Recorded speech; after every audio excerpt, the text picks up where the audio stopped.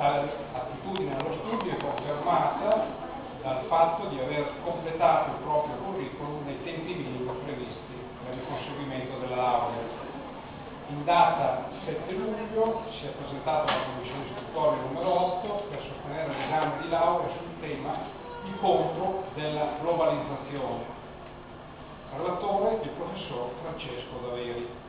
Durante la discussione ha mostrato un'ottima padronanza dell'argomento, una rilevante inclinazione all'approfondimento ed una notevole chiarezza espositiva. La commissione di laurea, riunitasi in data odierna, valutata la carriera, il suo complesso e preso atto della proposta della commissione istruttoria in merito all'esame finale, ha deliberato di conferirle per delega del magnifico rettore la laurea in economia e management al punto 110 su 110.